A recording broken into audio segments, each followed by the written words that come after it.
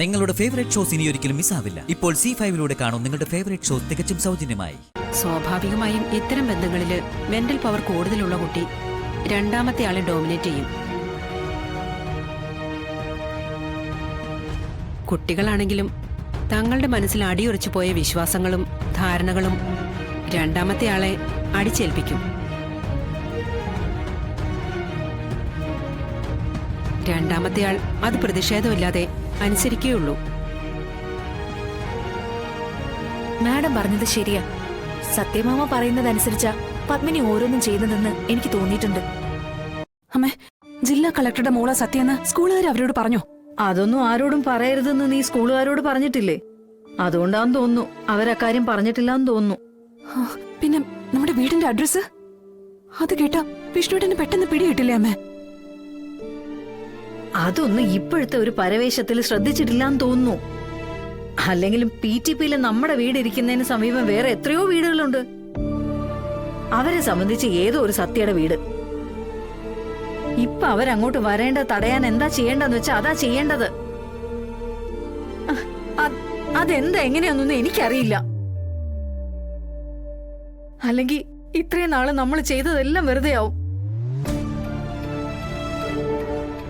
മോളെ, നീയും വിഷ്ണുവും തമ്മിൽ കണ്ടുമുട്ടണമെന്നും ഇനിയുള്ള കാലം സന്തോഷമായി ജീവിക്കണമെന്ന് തന്നെ അമ്മയുടെ ആഗ്രഹം. പക്ഷെ നിങ്ങളുടെ 2 കുഞ്ഞുങ്ങളും കൈമോശം വന്ന് തലയില് നിലാവെളിച്ചമായിട്ട് നിൽക്കുക.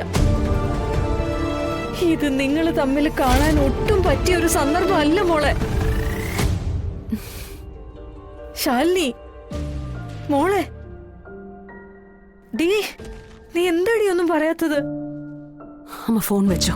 ഞാൻ പറഞ്ഞ കാര്യം. എടി ശാലിനി,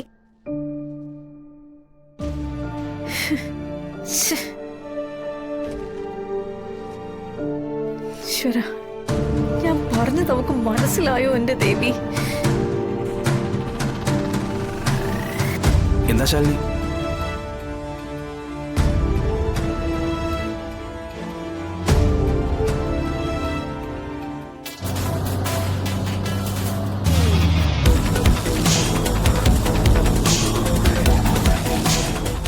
മാഡം പറഞ്ഞതെല്ലാം സമ്മതിച്ചു.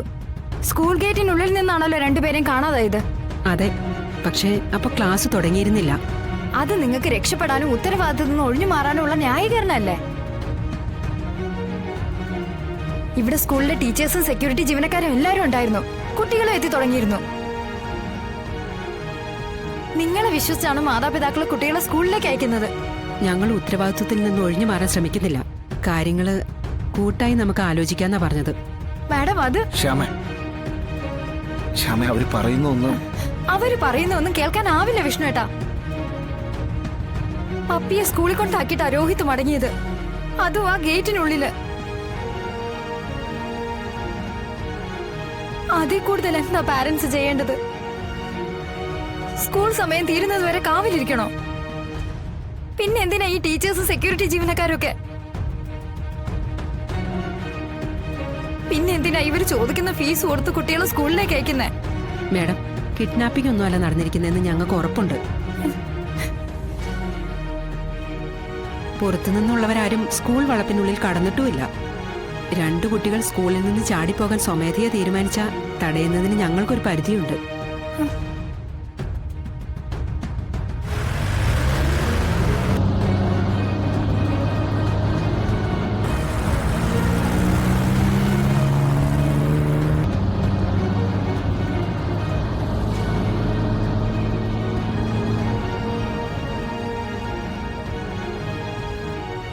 സെക്യൂരിറ്റി ജീവനക്കാരൻ പറയുന്നതനുസരിച്ച് സത്യഭാമ എന്ന കുട്ടിയാ ആദ്യം ഈ സ്കൂളിലെത്തിയത്.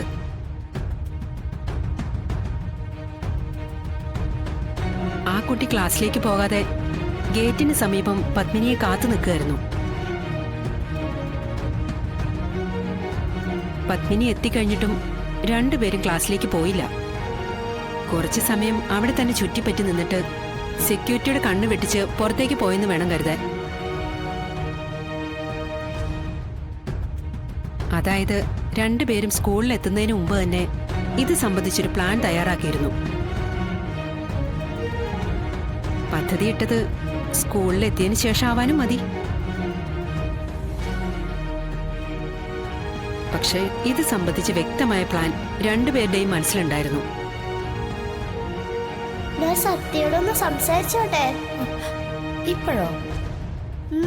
സത്യ ഇന്നലെ അച്ഛമ്മ ഒരുപാട് വഴക്ക് പറഞ്ഞു. സത്യ ഇന്ന് സ്കൂളിൽ വരുമെന്ന്. സത്യ ഇന്ന് സ്കൂളിൽ വരുന്നില്ലേ? ഉണ്ട്, വരുന്നുണ്ടെന്ന്. അമ്മ ഇപ്പൊ വരാവേ. ഹലോ. പത്മിനി സത്യഭാമയും തമ്മിലായിരുന്നു ഏറ്റവും കൂടുതൽ അടുപ്പം. പാരന്റ്സ് എന്ന നിലയിൽ നിങ്ങളും അത് ശ്രദ്ധിച്ചിട്ടുണ്ടാവും. ഒരാൾ അറിയാത്തതായി രണ്ടാമത്തെ ആൾക്ക് ഒരു കാര്യമില്ല. സാധാരണ ക്ലാസ്മേറ്റ്സിൽ കവിഞ്ഞ അടുപ്പമാണ് അവർ തമ്മിൽ. പക്ഷേ ചെറിയ കുട്ടികളായതുകൊണ്ട് ഞങ്ങളെ ടീച്ചേഴ്സൊന്നും വലിയ നിയന്ത്രണങ്ങളൊന്നും വെച്ചിട്ടുണ്ടായിരുന്നില്ല. സ്കൂൾ സമയം കഴിഞ്ഞും അവര് രണ്ടുപേരും തമ്മിൽ ബന്ധപ്പെടാലോ. പോരെങ്കിൽ ആ കുട്ടി സത്യഭാമ സ്വന്തമായൊരു ഫോണും കൊണ്ടാണ് നടക്കുന്നത്. സ്വാഭാവികമായും ഇത്തരം ബന്ധങ്ങളില് മെന്റൽ പവർ കൂടുതലുള്ള കുട്ടി രണ്ടാമത്തെ ആളെ ഡോമിനേറ്റ് ചെയ്യും. കുട്ടികളാണെങ്കിലും തങ്ങളുടെ മനസ്സിൽ അടിയുറച്ചു പോയ വിശ്വാസങ്ങളും ധാരണകളും രണ്ടാമത്തെ ആളെ അടിച്ചേൽപ്പിക്കും. രണ്ടാമത്തെ ആൾ അത് പ്രതിഷേധമില്ലാതെ അനുസരിക്കുകയുള്ളൂ. മാഡം പറഞ്ഞത് ശരിയാ. സത്യമാമ പറയുന്നതനുസരിച്ച പത്മിനി ഓരോന്നും ചെയ്യുന്നതെന്ന് എനിക്ക് തോന്നിയിട്ടുണ്ട്.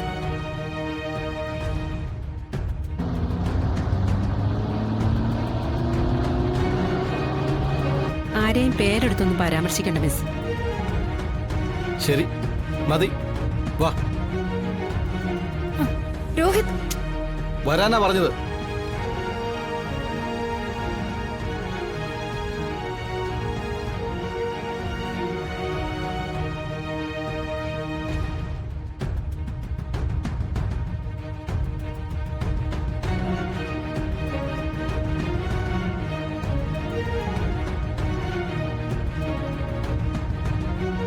മിസ് എന്തിന് സത്യഭാമയുടെ പേരെടുത്ത് പറഞ്ഞത്? ഞാനൊരു നയത്തിൽ പറഞ്ഞു ഒഴിവായതല്ലേ. നമ്മൾ എന്തിനാ മാഡം എന്തെങ്കിലും ഒളിച്ചു വെക്കുന്നത്? ചെയ്യാത്ത തെറ്റിന് പഴി കേൾക്കേണ്ട കാര്യമില്ലല്ലോ. സത്യഭാമ നമ്മുടെ ഒരു സ്റ്റുഡന്റ് ആണെന്ന് മിസ് ഓർക്കണം. പോരാത്തതിന് ജില്ലാ കളക്ടറുടെ മോളും. അങ്ങനെ തന്നെയാ വേണ്ടത്. മക്കൾ തോന്നിയാസം കാട്ടിയെങ്കില് സത്യാമ്മയും ജില്ലാ കളക്ടറും കൂടി നേരിട്ട് കൊമ്പ് കോർക്കട്ടെ. നമ്മൾ എന്തിനാ ഇടയിൽ കിടന്ന് തല്ലുകൊള്ളുന്നത്?